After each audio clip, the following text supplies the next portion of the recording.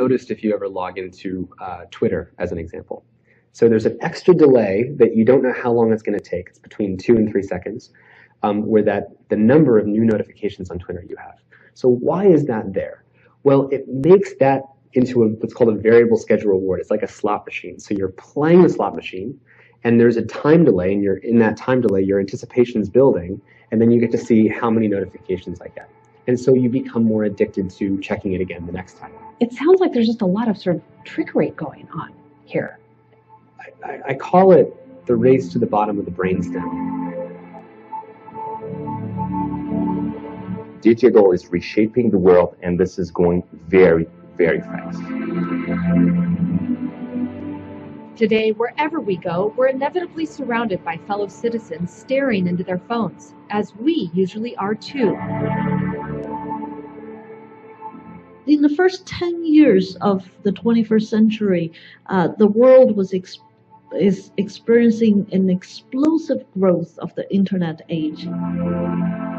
Now, day 2 of Facebook's F8 conference is underway in San Jose, California. Now, in day 2, the social media behemoth revealed it's working on building a brain-computer interface that will let you type with just your mind.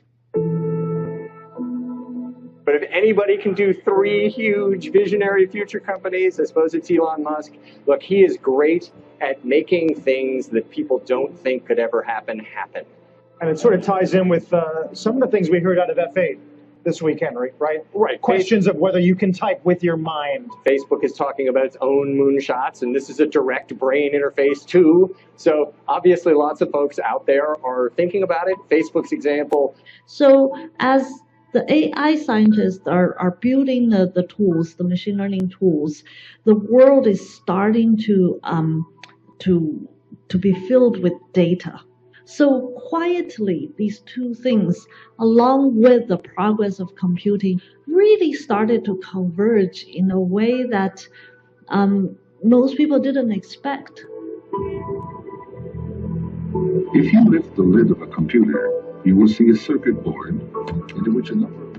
The problem is that there's so much data that has to be gathered and processed and sorted that there is not a computer system that's up to the task. And suddenly we find that we're entering into the age. Google now has launched what they call quantum computing. Scientists in China have unveiled a supercomputer that's twice as powerful. Well, scientists in China say they have built the world's first machine that can compute many times faster than the current breed of supercomputers. Machines that take those ones and zeros to a level of computing power that has never existed. You heard the term game changer. How significant is this quantum computer development towards a universal quantum computer? Very important milestone is that we're starting to emerge out of the research era to commercialization. In real people terms, how would this impact your life and my daily life? So that it does not simply take data and go through it and sort it. It looks at the entirety of the data and sorts it instantaneously. Well, there's a saying, finding a needle in the haystack. That is a very difficult thing to do. Let's try to simplify this a little bit. Imagine this room is a library, and we just take one book, and on just one page, we write an X.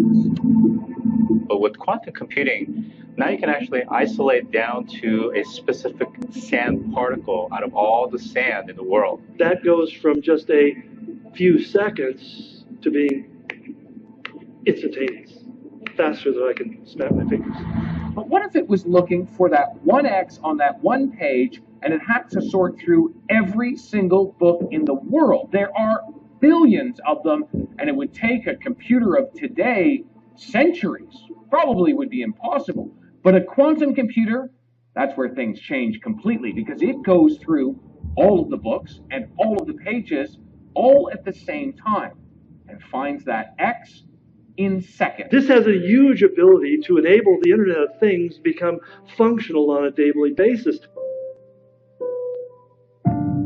Some brand new privacy problems thanks to technology. Go figure. Something that you actually use every day could, again, be spying on your every move. I have to say, Bose has not responded to this lawsuit yet, but the Connect app licensing agreement does say that it may collect your data. So that information is in there, but it does not specifically mention the collection of the audio files. So the devil really is in the details here. And that's why we find even like people like Google are using it to sort your information. The apps on your phone may be eavesdropping on you. A new article in Wired magazine claims that apps have increasingly incorporated ultrasonic tones to track consumers. Matt and I then logged into the email of a friend who will keep anonymous, and all his whereabouts so far in 2017 popped right up in scary detail. Not only was Matt able to guess a few things about this friend, he guessed right. I think the interesting thing here is that when you are listening to music, why do you listen to music through headphones? You think it's a private experience. Well, is it really that private now? We're not so sure anymore. In fact, this is already here. This is already happening. Internet giants are all infusing artificial intelligence in all their products and services. Snapchat uses this to improve advertisement targeting. Apple and its GPS functions, all their products and services are now being enhanced by AI, and it already seems normal to us. It already seems normal because our brain perfectly adapts to our current environment. And in fact, it adapts so well that it makes us blind in terms of how fast this is going. And to power this with a breakthrough innovation engine modeled after DARPA. Products that recognize we are both mind and body, that our world is both digital and physical. You know that Google go even further. They want to make us live forever. They consider death as a disease. They want to make us live forever. This is just the beginning. What if you could type directly from your brain? It sounds impossible, but it's closer than you may realize. And it's just the kind of fluid human-computer interface needed for AR. Every day, there is news coverage on the latest advances in AI.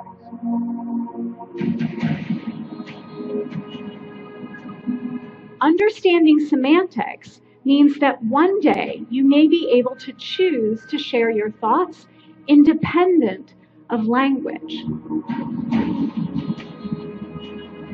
How would you characterize the level of concern the public should have with respect to their privacy? DEFCON 5.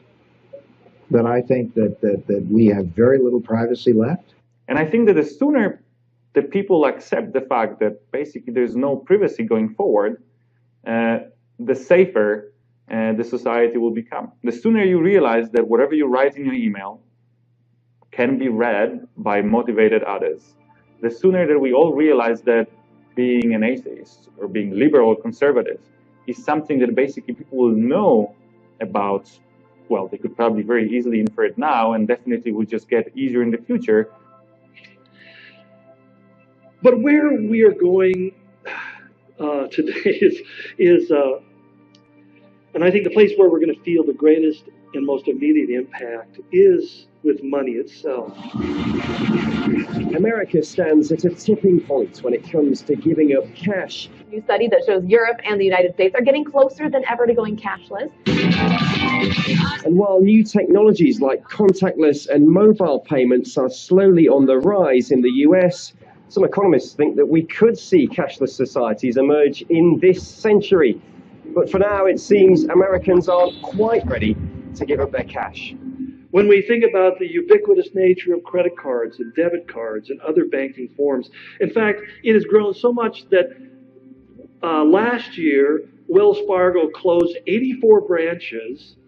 This year, they're going to close 200 bank branches. Hundreds of Wells Fargo branches are on the chopping block tonight. Wells Fargo announces plans to shut down more than 400 bank branches by the end of 2018. The company says the acceleration of closures comes as Americans seem to prefer online and mobile banking.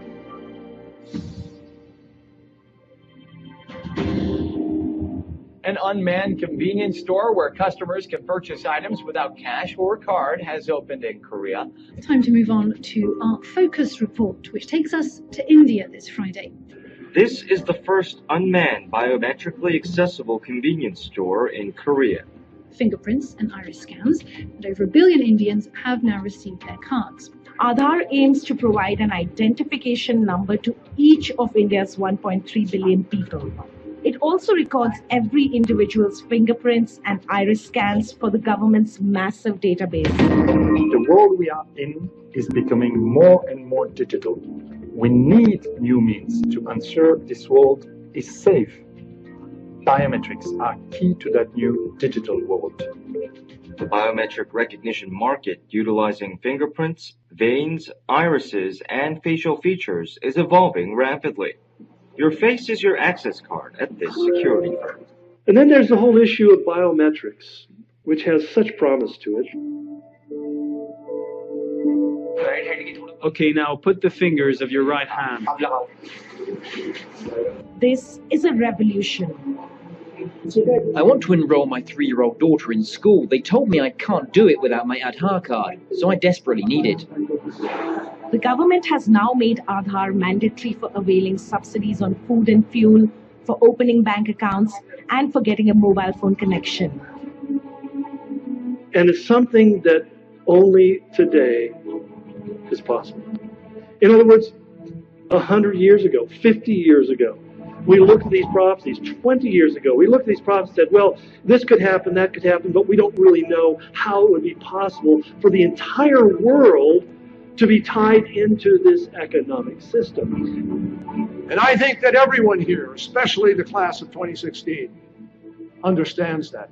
You're about to graduate into a complex and borderless world. The reality is we have been in a one-world economy for a very, very long time. That we are borderless on so many levels already